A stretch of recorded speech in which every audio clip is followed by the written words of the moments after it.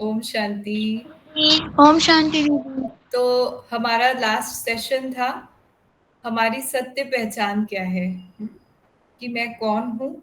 तो बहुत अच्छी तरीके से आप सभी ने समझा होगा कि हम सभी एक चैतन्य शक्ति आत्मा है, सोल, स्पिरिट, रूह भी कहते हैं जिसको, है ना, लाइट एनर्जी, डिवाइन एनर्जी। और हम सभी आत्माओं का निवास कहाँ पर है? भ्रिकुटी के मध्य में। तो जैसे ये कहें कि behind every mask is a pure soul. एक बार की बात है, एक दुकानदार था। दुकानदार अक्सर हमेशा हर कस्टमर के साथ स्माइलिंग फेस के साथ मिलते हैं, क्योंकि उन्हें अपना जो भी प्रोडक्ट बेचना है तो वो एक स्माइल के साथ ही बेचेंगे। तो उसके साथ वो हर एक कस्टमर के साथ स्माइल से बात करता था। और एक बार की बात है, वो थोड़ी देर के लिए साइड में बैठा था, बहुत अपना चेहरा लटकाए हुए। तो दुकानदार की पत्नी खड़ी थी उसके बाजू में, और फिर उसकी सहेली आती है और ये पूछती है कि क्या हुआ इनको, ऐसे मुंह लटका कर क्यों बैठे हैं? तो कहा ये थोड़ा सा आराम कर रहे हैं, अभी ये अपने ओरिजिनल स्वरूप में बैठे हैं, आराम कर रहे हैं। तो सहेली ने कहा ऐसे भी कोई आराम करता है क्या? इतना उदास चेहरा, मुंह लटका हुआ है।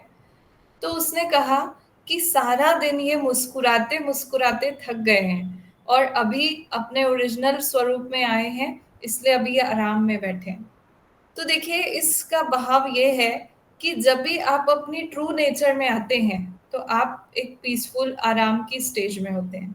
तो ये कहे कि जैसे हम सब ने ये अनुभव किया कि आप सोल कॉन्शियस जैसे ही हो जाते हैं कि मैं एक लाइट हूँ, मैं एक एनर्जी हूँ, आपको अपने आप आपकी नेचर का अनुभव होता है कि हम सभी एक शांत स्वरूप, एक प्रेम स्वरूप, एक आनंद स्वरूप, बहुत खुश रहने वाली आत्मा है।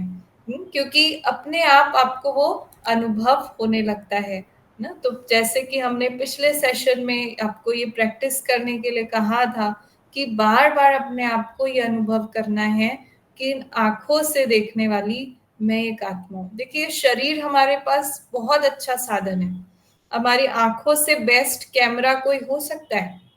कितनी भी बड़ी कंपनीज कितने भी अच्छे अच्छे प्रोडक्ट्स लॉन्च करे, पर हमें भगवान ने जो ये शरीर रूपी रथ दिया हुआ है, इसके जैसा प्रोडक्शन कोई नहीं हो सकता है। तो ये आंखें है ना, पर इनके द्वारा जो देख रही है वो है आत्मा। कानों द्वारा सुनने वाली आत्मा, मुख द्वारा बोलने वाली मैं आत्मा हूँ। और मैं आत्मा ही, है ना। जैसे आप देखिए, कभी रेनी सीजन होता है ना, बारिश बाहर गिर रही है तो आप खिड़की में से अंदर बैठे हैं पर आप बाहर खिड़की से देखते हैं। तो इसी तरह से आत्मा भी अंदर बैठ करके बाहर की दुनिया को देख रही है। आप ऐसा जब अनुभव करते हैं तो आप बहुत लाइट फील करेंगे, मैं आत्मा ही दूसरी आत्मा से बात कर रही हूँ। तो जैसे ये जो प्रैक्टिस है ना, वो हमें हर कर्म करते हुए, है ना, बात करते हुए, अपना कार्य करते हुए, चाहे सोने से पूर्व भी हमको ये अभ्यास करना है। तो ये तो हमने जान लिया कि मैं आत्मा हूँ और मेरा निवास है भ्रिकुटी के मध्य में। पर जैसे हम बचपन से ही ये सुनते आ रहे थे कि ये सृष्टि एक बहुत बड़ा रंगमंच है और हम सभी एक्टर्स हैं। तो अब ये जाना कि आत्मा एक्टर है और ये वर्ल्ड एक स्टेज, एक ड्रामा चल रहा है। तो हम सभी आए कहाँ से हैं? हम सबका ओरिजिनल घर कौन सा है? तो इस पिक्चर में आप देख रहे हैं 3 लोग दिखाए गए हैं। सबसे ऊपर लोग जिसको हम कहते हैं ब्रह्मलोक, परलोक, शांति धाम, परम धाम, इसके कई सारे नाम हैं। बीच का जो लोक है उसको हम कहते हैं सूक्ष्म लोक, जहाँ पे ब्रह्मा विष्णु शंकर का निवास है। और सबसे नीचे है साकार मनुष्य लोक, जिसको हम कहेंगे टॉकी वर्ल्ड। यहाँ हम सब आत्माओं को ये शरीर रूपी वस्त्र मिला हुआ है, जिसके द्वारा हम अपना रोल प्ले कर रहे हैं। तो ये कहेंगे कि एक वैरायटी ड्रामा है जहाँ पे सभी एक्टर्स अपना अपना रोल प्ले कर रहे हैं। पर जैसे एक ड्रामा का ड्यूरेशन होता है, उसके बाद सभी एक्टर्स अपने घर जाते हैं। तो इसी तरीके से इस ड्रामा का भी ड्यूरेशन है। और ये ड्रामा कंप्लीट होने के बाद हम सभी आत्माएं वापस अपने ओरिजिनल घर जाती हैं। और हमारा घर कौन सा है? वो शांति का धाम, जिसको हम कहते हैं परम धाम, जो परे ते परे है, इन 5 तत्वों की दुनिया से भी परे है। एक सुनहरी लाल प्रकाश की दुनिया है जहाँ पे डीप साइलेंस है। और वो घर में ही हम आत्माओं को मुक्ति का अनुभव होता है, रेस्ट का अनुभव होता है ना। आगे हम जब परमात्मा के बारे में भी हम जानेंगे कि परमात्मा का निवास स्थान भी ये ब्रह्मलोक ही है, परम लोक ही है। तो हम सभी आत्माएं वहीं से आई थी और वहीं हमको वापस जाना है ना? हमने ये भी सुना है ना, ये घर न तेरा न मेरा, चिड़िया रैन बसेरा। हम सभी कुछ समय के लिए यहाँ पर पाठ बजाने आते हैं और पाठ पूरा करने के बाद हम सबको जाना ही है, कोई भी इससे छूट नहीं सकता है। जैसे कई कहें कि हमें वहां से आना ही क्यों पड़ता है, हम वहीं क्यों नहीं रह जाते? ये दुनिया में तो बहुत दुख है, हम वहीं बैठे रहते तो अच्छा लगता। कभी ऐसा मन में विचार आया?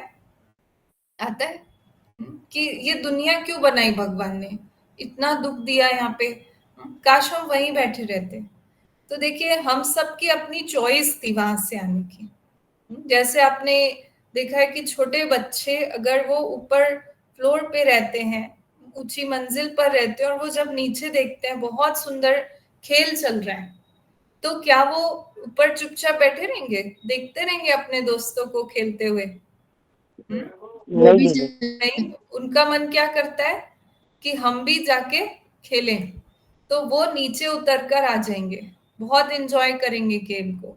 पर फिर क्या होता है, धीरे धीरे गेम में बच्चों की आपस में क्या हो जाती है, कभी कभी लड़ाई हो जाएगी या वो गिर जाएंगे, उनको चोट लग जाएगी, है ना। तो अब क्या होगा, वो रोने लगते हैं। हम्म, और वो उनके कपड़े भी पूरे मैले हो जाते हैं। तो फिर ऊपर से जो है मम्मी देखती है, अरे मेरे बच्चे को क्या हुआ, आवाज भी आ रही है रोने की। तो अब मम्मी जो है बच्चे को वापस घर ले जाती है और फिर उसको नहला धुलाकर फिर से साफ सुथरा करके नए कपड़े पहनाकर उसको रेडी कर देती है। अब नेक्स्ट दिन होता है, फिर क्या होता है, फिर वही चालू। फिर वो बच्चा दिखता है, अरे सभी बच्चे तो खेल रहे हैं, मुझे भी जाना है। तो यही है कि हम सभी बच्चे परम धाम में रहने वाली आत्माएं ना इस सृष्टि रूपी रंगमंच पर देखती है कि बहुत सुंदर नाटक चल रहा है, बहुत एंजॉय करने वाला खेल है, और हम सब भी उतर कर नीचे आ जाती हैं और हम भी इस गेम को बहुत एंजॉय करते हैं। पर धीरे धीरे जैसे हम सभी सोल्स की बैटरी डाउन होने लगती है, हम सभी के अंदर कमियां आने लगती है, बुराइयां आने लगती है, तो हम सबका भी आपस में क्या होने लगता है, क्लैशेस शुरू होने लगते हैं। हम सब के भी बहुत सारे, है ना, कार्मिक अकाउंट बनने लगते हैं और हम दुखी हो जाते हैं, है ना, कि ये दुख है, ये रोग है, अनेक प्रकार की समस्याएं आने लगती है। तब हम सभी आत्माएं उस परमात्मा को पुकारती हैं कि हे भगवान आओ, हमारी मदद करो, हमको ले जाओ। तो अब वो समय आ चुका है अपने आप को जानना और परमात्मा को जानकर इस खेल को समझना है। कहते हैं ना, जो खेल को जान लेता है, जो राज को जान लेता है, वो कभी नाराज नहीं हो सकता है। उसके मन में कभी ऐसे थॉट्स नहीं आएंगे, है ना, वो हमेशा प्रसन्न रहता है ना। तो हम सबका असली घर कौन सा है? हम सबका, जैसे एक व्यक्ति के भी 2 एड्रेस होते हैं ना, एक है टेम्पररी एड्रेस और एक है परमानेंट एड्रेस। तो हम सभी सोल्स का परमानेंट एड्रेस कौन सा है? परम धाम। सभी बताएंगे, परम धाम है। वो परमात्मा भी वहां पर रहते हैं और हम सब आत्माएं भी वहां रहते हैं, इसलिए वो हमारा एक घर है। एक घर में कौन रहते हैं? माता पिता और बच्चे एक साथ रहते हैं ना। तो वो परम धाम भी हम सबका घर है। और आप जैसे देखिए, घर में आप जाते हैं तो आपको वही आराम का अनुभव होता है, वही शांति का अनुभव होता है। तो वो परम धाम घर में भी हम जाकर रेस्ट कर सकते हैं। तो मेडिटेशन के दौरान भी हम थोड़ी थोड़ी देर के लिए उस परम धाम में जाने का अभ्यास करेंगे।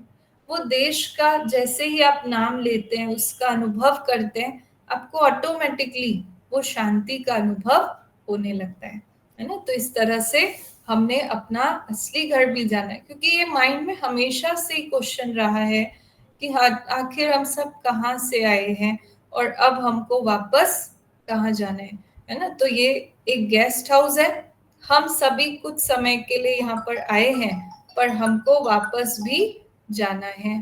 तो इस तरह से हमने अपने घर को भी जाना, है ना। तो अब हमारा जो शिफ्ट है वो है body conscious to soul conscious. देखिए, आप कैसे आइडेंटिफाई करेंगे कि ये व्यक्ति बॉडी कॉन्शियस में है और ये सोल कॉन्शियस है। सोल कॉन्शियस मतलब, है ना, आत्मा का चिंतन जिसके अंदर चल रहा है ना, वो सोल कॉन्शियस है। और बॉडी कॉन्शियस मतलब वो सिर्फ अपने बॉडी के कॉन्शियस में, अभिमान में है कि मैं ये हूं, मैं फलाना हूं, मैं ऐसा हूं, मैं वैसा हूं, है ना। तो देखिए, सोल कॉन्शियस क्या होगा, जब मैंने माना है अपने आप को शरीर, तो मुझे हमेशा दूसरों के साथ क्या होगा, कंपैरिजन्स होगा कि ये तो मुझसे ज्यादा गोरे हैं, मैं काली हूँ, मैं शॉर्ट हूँ, मैं मोटी हूँ, मैं पतली हूँ, मैं अमीर हूँ, मैं गरीब हूँ। ये कंपैरिजन्स हमेशा होंगे। या हम दूसरों को देखेंगे, हमें लगेगा, है ना, इसमें ये चीज है, मेरे पास भी होनी चाहिए। और दूसरा सोल कॉन्शियस क्या होगा, वो एक्सेप्ट करेगा कि नहीं, जो है जैसा है बहुत अच्छा है, मेरी जो क्वालिटीज है वो भी मुझे पता है, तो मैं हमेशा अपने सेल्फ रिस्पेक्ट में रहती हूँ। तो आप अपने आप को चेक करते जाइए कि आपके अंदर किस तरह की चीजें हैं, है ना। और जो बॉडी कॉन्शियस होगा वो डिवाइड करेगा, और सोल कॉन्शियसनेस में आप सभी अपने यूनिटी में रहते हैं, और जहाँ यूनिटी है वहीं पर शक्ति होती है ना। और जो बॉडी कॉन्शियस में होगा वो हमेशा इच्छाओं का गुलाम बना रहता है। और सोल कॉन्शियस, जैसे कि हमने पहले ही चैप्टर में जाना था कि हम सभी आत्मा एक राजा है, और राजा मतलब वो एक मास्टर है, वो कभी गुलाम नहीं बनेगा। और बॉडी कॉन्शियस के अंदर अनेक इच्छाएं, और वो इच्छाएं कभी पूरी नहीं होती है। आज ये चाहिए, इससे अच्छा चाहिए, है ना। और वो कभी संतुष्ट ही नहीं हो पाते हैं। तो हमको स्लेव बनना है कि मास्टर बनना है, बताइए। क्या मास्टर। बनना है सबको, है ना, मास्टर बनना है ना। अपनी इच्छाएं हमको क्या बना देती है, गुलाम बना देती है। और ये भी कहा गया है कि मनुष्य के जीवन का जो दुख है, दुख की जो जड़ है, तो जड़ में जाने तो वो है इच्छाएं।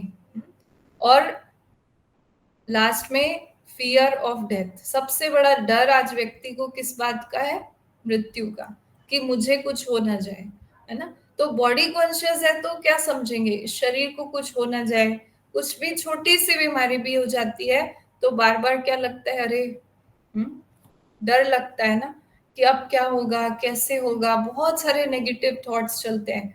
पर अब सोल कॉन्शियस बनने के बाद आप भय मुक्त हो जाते हैं। आप ये सोचते हैं कि मैं थोड़ी बीमार हूं, ये शरीर बीमार है, मैं तो एक अजर अमर अविनाशी आत्मा हूं। तो इस तरह से आप अपने आप को शिफ्ट कर सकते हैं बॉडी कॉन्शियस और सोल कॉन्शियस में क्या अंतर है। चलिए, तो हम अभी बात कर रहे हैं आगे कि देखिए, जैसे बीज जो होता है, बीज से ही पूरा वृक्ष निकलता है।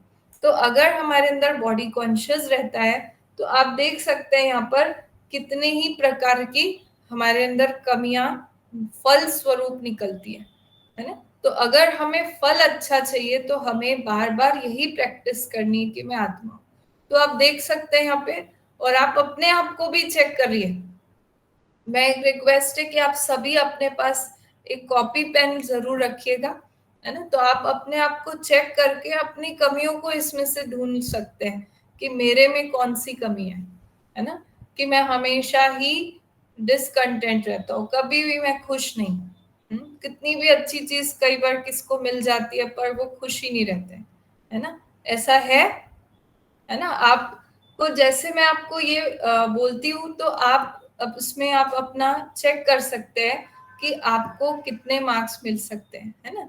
तो देखिए, ये भी कमी होती है, अपसेट हो जाते हैं, हम दुखी रहते हैं, हमें आलस से आता है ना, हम हमेशा होपलेस हो जाते हैं, दूसरों से नफरत होती है, ईर्ष्या होती है, हमेशा गिल्टी फीलिंग होती है, केयरलेस, मुझे ध्यान ही नहीं रहता है, मुझ कुछ भी हो रहा है ना, सामान इधर उधर, या नफरत होती है, गुस्सा आता है ना, हमेशा ही थकावट महसूस होती है, इन्फिनिटी महसूस होती है, चिंता होती है, अटैचमेंट होता है, क्रूरल्टी होती है ना, या इनजस्टिस, है ना, देख रहे हैं ना, पिक्चर से आपको सब कुछ क्लियर हो रहा है ना, और लोभ, ये मिल जाए वो मिल जाए, गुस्सा, सेल्फिशनेस, ईगो, है ना, और इस तरह की जो भावना, कंपैरिजन, तो ये सभी रूट है, सभी जो ना ट्री है बॉडी कॉन्शियसनेस का। तो अब ये तो हमने देखा बॉडी कॉन्शियसनेस में रहने से आपके अंदर कौन कौन सी कमी आती है, और दूसरा फिर जब आप सोल कॉन्शियस बनते हैं तो आपके अंदर ये सारी डिवाइन क्वालिटीज आती है ना। तो आप ये भी अपने अंदर चेक करिए कि क्या मेरे अंदर ये क्वालिटीज है, मेरे अंदर ये सारे गुण हैं, है ना, क्योंकि आप जैसे जैसे प्रैक्टिस करेंगे ना सोल कॉन्शियस होने की, अपने आप आपको रिजल्ट समझ में आएगा, आपको डिफरेंस समझ में आएगा कि हाँ, पहले मेरे अंदर बहुत गुस्सा था, बात बात में गुस्सा आ जाता था, पर अभी हमारे अंदर शांति आ गई है, मेरे अंदर सहन शक्ति आ गई है। पहले मैं बहुत केयरलेस था, मुझे परवाह नहीं होती थी चीजों की, लोगों की, पर अब मेरे अंदर नेचर कैसी हो गई है, रिस्पेक्ट की, केयर की।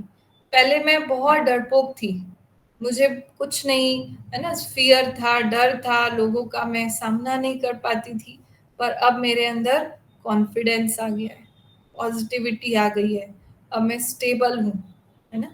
तो ये चीज है, आप अपने आप को चेक कर पाएंगे, है ना।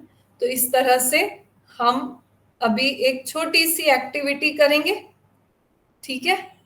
तो अभी आप सभी बच्चे अपने पास एक कॉपी पेन रखेंगे, सभी ने रखा है अपने पास?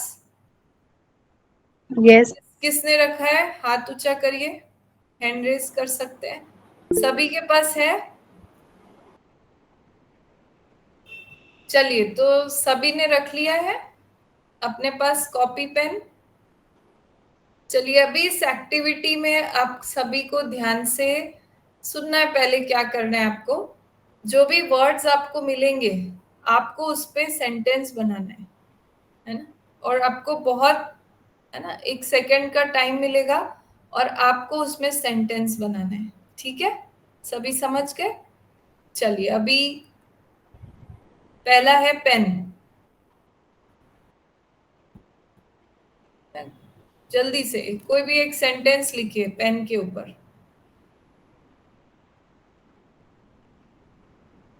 चलिए, नेक्स्ट, मोबाइल, हो गया?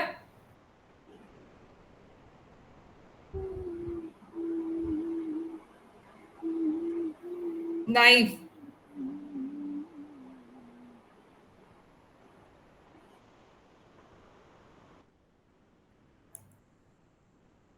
नेक्स्ट, ब्लड,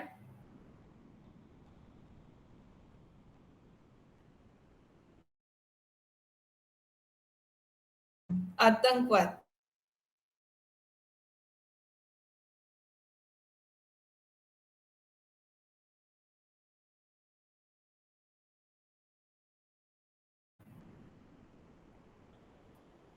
अच्छा, तो कोई बता सकते हैं आपने क्या क्या लिखा है पेन के ऊपर? लिखा,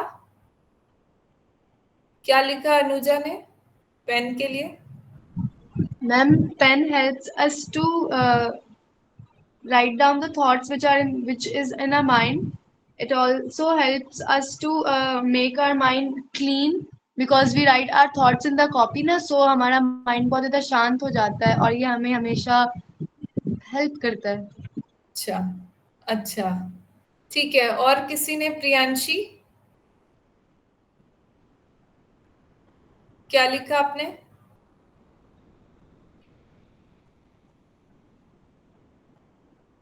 और कोई है जो बता सकता है? देविशा, चैट बॉक्स में भी आप लिख दीदी सकते हैं अपने अपने जो सेंटेंस है मोबाइल के ऊपर। देविशा, हाँ दीदी, मैंने लिखा क्या है लिखा? Pen is a simple medium to right.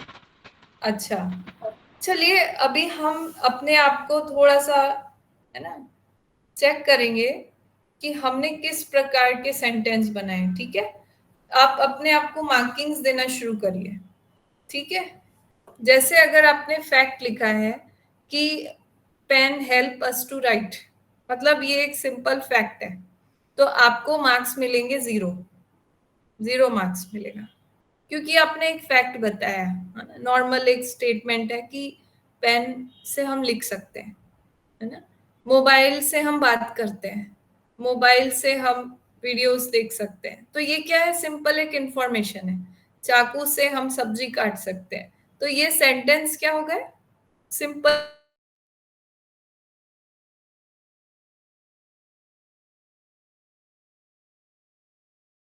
Positive statement है कि हाँ, ब्लड है, जैसे ब्लड डोनेट करना चाहिए, तो ये पॉजिटिव स्टेटमेंट हो गया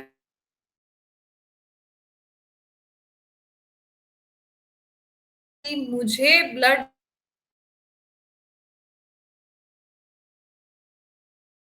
है, तो आपको मिलेगा +2।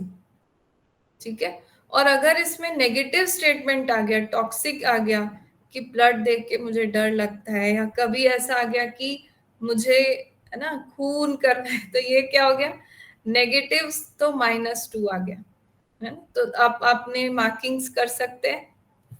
जैसे इसमें दिखा है कि आपका अगर फैक्ट है तो आपको 0 मार्क्स मिलेगा, पॉजिटिव स्टेटमेंट है तो 1, और अगर आपने अपने आप को जोड़ा है तो आपको मिलेंगे +2।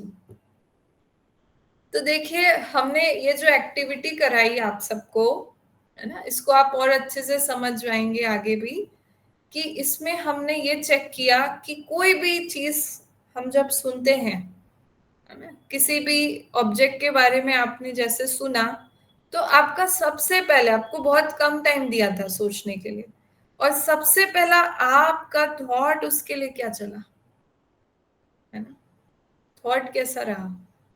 पहला हमने देखा ऑर्डिनरी, बहुत ऑर्डिनरी।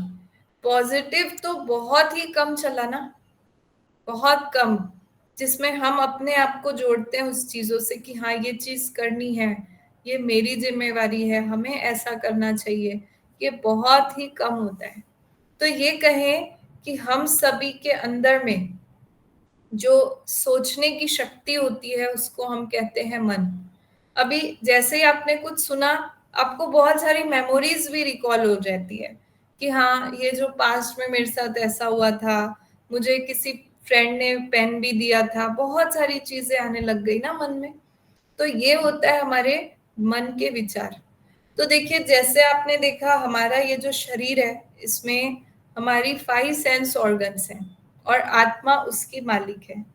और जैसे ये स्थूल स्थूल कर्मेंद्रियां हैं जो दिखाई देती है, ऐसे ही सूक्ष्म भी है, और वो सूक्ष्म जिसको हम कहते हैं मन, बुद्धि और संस्कार। अब ये मन, बुद्धि, संस्कार क्या होते हैं, आज हम उसको थोड़ा सा डिटेल में समझेंगे। जैसे एक व्यक्ति है, उसके सामने उसकी मदर आ जाती है, उसके सामने उसका बेटा आ जाता है, या उसके सामने उसकी वाइफ आ जाती है। 3 लोग हैं और वो एक व्यक्ति है। तो बेटे के लिए क्या हो गया, वो बेटे के लिए वो क्या हो गया, क्या हो गया, वो फादर, है ना। और माँ के लिए वो क्या हो गया, माँ के लिए क्या हो गया, बेटा, बेटा। बेटी, और वाइफ के लिए वो क्या हो गया, हस्बैंड। हस्बैंड। है तो वो हस्बैंड। एक ही, पर वो तीनों अलग अलग रोल प्ले करता है ना। एक ही व्यक्ति है पर वो रोल अलग अलग कर रहा है। तो ऐसे ही मैं आत्मा हूं, उसको ऐसा नहीं है कि पिता का रोल प्ले करने के लिए अलग कपड़े पहनना है, या पति का रोल करने के लिए अलग कपड़े, नहीं, सेम है, वो सेम ही है, पर वो अलग अलग रोल प्ले कर रहा है। वैसे मैं भी एक आत्मा हूं, पर आत्मा जब सोचने का काम करती है तो उसको हम कहते हैं मन। आत्मा जब निर्णय करने का कार्य करती है तो उसको हम कहते हैं बुद्धि। और जब वही कर्म बार बार रिपीट होते हैं वो एक आदत बन जाती है ना? या जिसको हम कहते हैं ना लत हो जाती है, तो वो हमारे संस्कार हो जाते हैं। तो ये तीनों शक्तियां सूक्ष्म शक्तियां हैं आत्मा की, है ना। तो जैसे यहाँ पे दिखा है कि सोर्स ऑफ थॉट्स माना विचार कहाँ से आते हैं, कैसे बनते हैं। जो हम देख लेते हैं वो हमारे अंदर मन में वैसा ही विचार आता है। हमारा जो बिलीफ सिस्टम है कई बार वो पॉजिटिव ही होता है ना। क्या हम सोचते हैं ना, जंगल में मोर नाचा मतलब बारिश होगी, ये हमारा सोच है। हमारी पास्ट की जो मेमोरीज है उसके ऊपर क्रिएटिविटी, ये सभी सोर्स ऑफ थॉट्स हैं। हम कई बार अनुमान लगा लेते हैं, अच्छा ऐसा हो गया तो ये हो गया तो, मतलब हमारी जो बहुत ज्यादा कई बार सोचने की आदत हो जाती है। तो थॉट्स जो है देखेंगे हम 4 प्रकार के होते हैं। ऐसे तो बहुत सारे विचार मन में चलते हैं पर हम उसको 4 कैटेगरी में डिवाइड करेंगे। सबसे पहला है पॉजिटिव थॉट्स, दूसरा है नेगेटिव, तीसरा है वेस्ट और चौथा है नेसेसरी थॉट्स। सकारात्मक विचार, नकारात्मक विचार, व्यर्थ विचार और जरूरी विचार। तो पॉजिटिव थॉट्स किसको कहेंगे? सकारात्मक विचार क्या होते हैं? जो विचार हमारे अंदर खुशी पैदा करते हैं, जो हमें शांति दे रहे हैं, जो दूसरों को भी सुख देने वाले विचार हैं, वो होते हैं पॉजिटिव विचार। पर हम ये कहें कि पॉजिटिव विचार बहुत ज्यादा कम है हमारे अंदर, बहुत कम। और सबसे ज्यादा विचार कौन से चलते हैं बताइए? हम सब भी अनुभव कर रहे हैं ना, सबसे ज्यादा विचार हमारे मन में कौन से चलते हैं? कौन से चलते हैं? वेस्ट थॉट, वेस्ट थॉट्स और नेगेटिव। नेगेटिव, बिल्कुल, है ना। आज आप देखिए, अगर कोई कंपनी है वो जो भी प्रोडक्ट बना रही है वो वेस्ट में जा रहा है, तो क्या होगा उस कंपनी का? जैसे कार बनाई, उसमें भी कुछ Loss. कुछ है ना डिफेक्ट आ हाँ। रहे हैं, तो अब उसको अगर एक एक को रिपेयर करते रहे, जो भी निकल रहा है तो क्या होगा? लॉस में वो चले जाएंगी ना, वो फैक्ट्री बंद ही हो जाएगी ना, उसको कोई चलाएगा?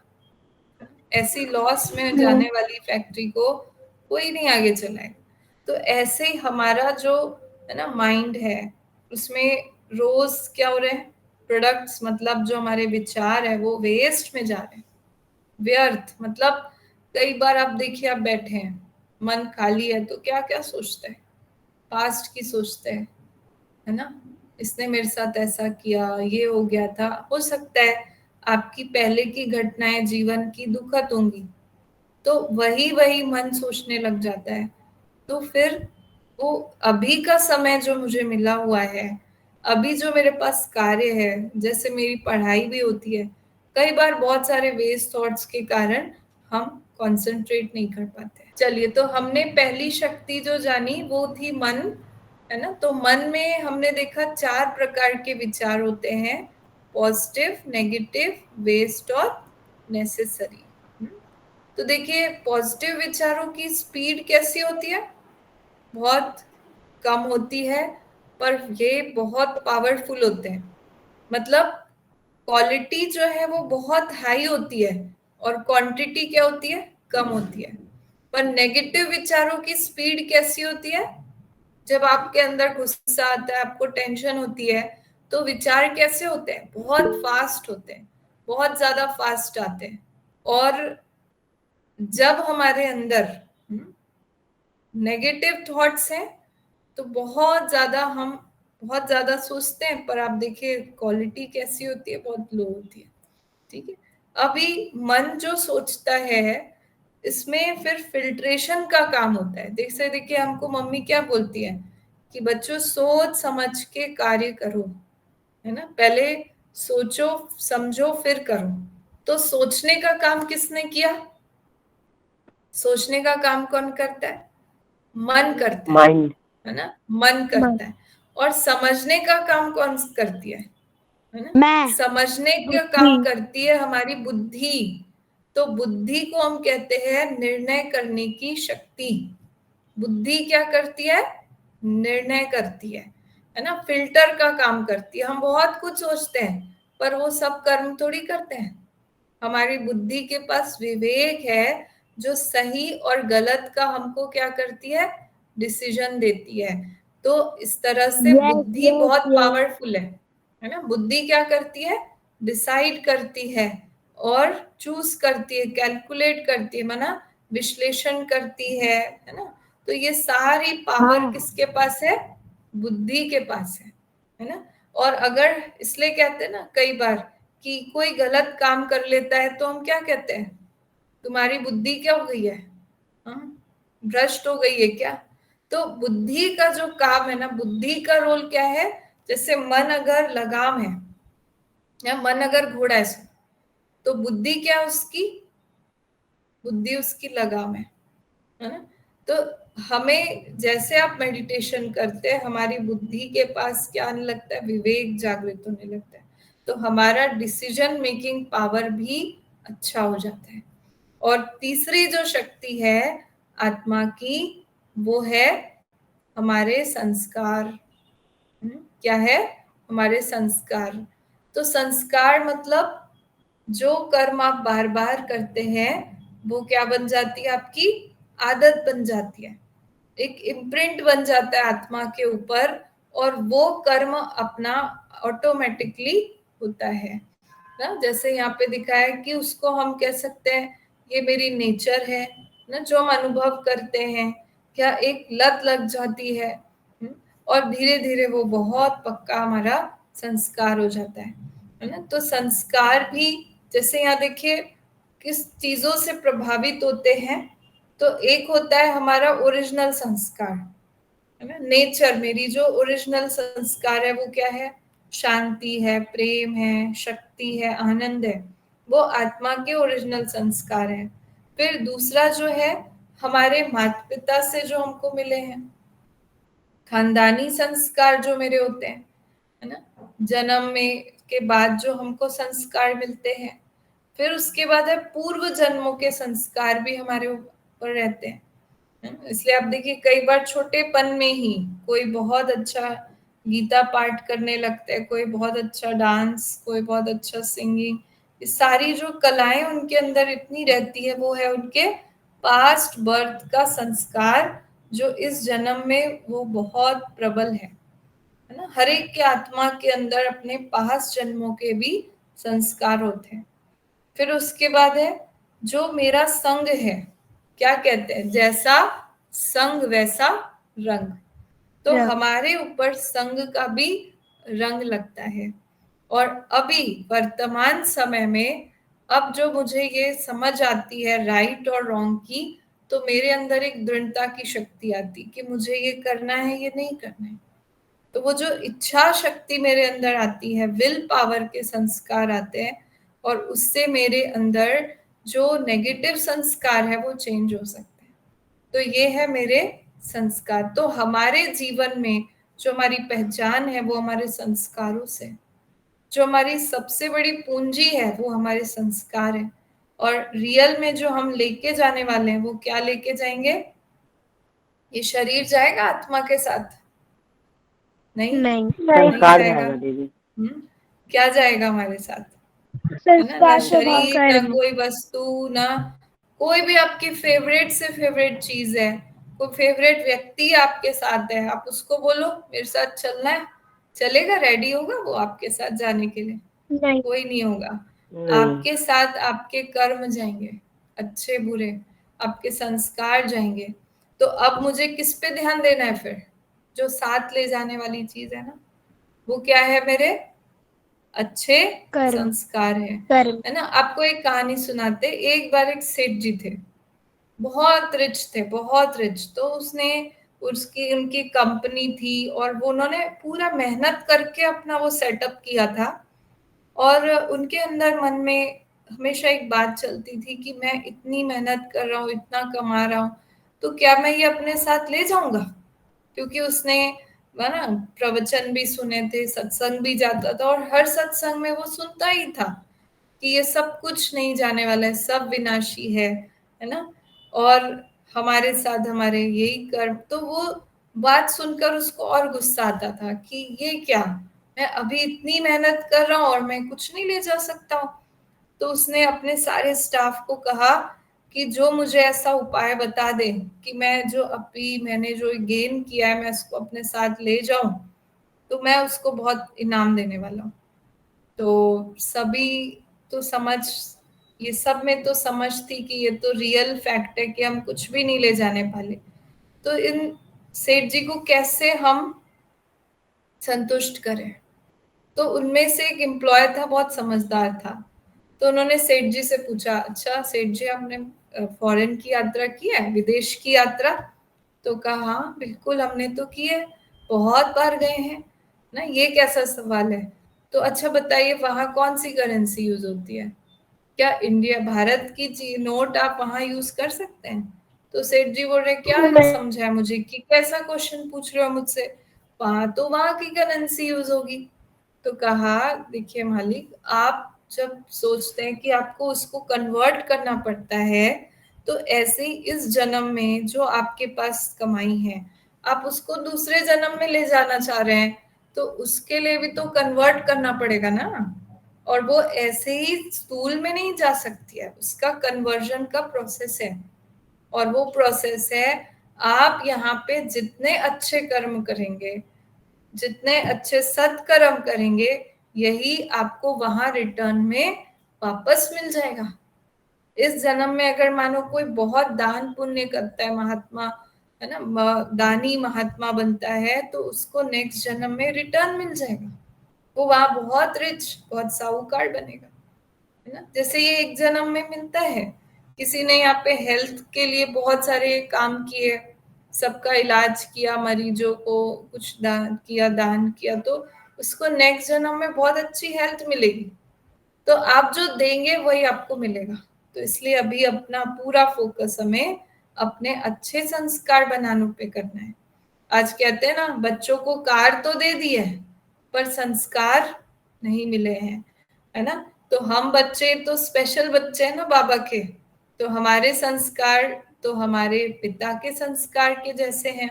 और हमारा पिता कौन है, वो हम नेक्स्ट सेशन शिव में बाबा। जानेंगे कि हमारे पिता कौन है, और हमारे संस्कार भी उनके ही जैसे हैं, जो वो हमें बनाने आए हैं, है ना। और हमारा रूप भी उसके ही जैसा है ना। तो इस तरह से आज हमने अपने आत्मा के मन, बुद्धि और संस्कार के बारे में जाना। जैसे मोबाइल में क्या होता है, सिम होता है ना, तो सिम को उल्टा करिए, क्या हो गया, MIS। तो M का मतलब है माइंड, इंटेलेक्ट, और S फॉर संस्कार हो गए। तो संस्कार को चेंज करना, जैसे कई लोग कहते हैं संस्कार तो बदलते ही नहीं, बदल नहीं सकते, पर जहां हमको नॉलेज भी है और अब मेडिटेशन से आपके पास शक्ति आ जाती है, तो ट्रांसफॉर्मेशन बहुत इजी हो जाता है। तो आपके लिए फिर से यही असाइनमेंट है, क्योंकि आपके आत्मा के संस्कार जो पावरफुल है ना, प्योर है, वो कैसे आएंगे, जितना आप प्रैक्टिस करेंगे। तो फिर ये असाइनमेंट है कि हर रोज आपको कोई भी कार्य आप कर रहे हैं, यही प्रैक्टिस करनी है कि मैं आत्मा ही इन इंद्रियों के द्वारा कर्म कर रही हूँ, मैं एक शांत आत्मा हूँ, मैं नॉलेजफुल हूँ, है ना। हर रोज एक अलग अलग गुण से हम ये प्रैक्टिस करेंगे। ओके, ओम शांति।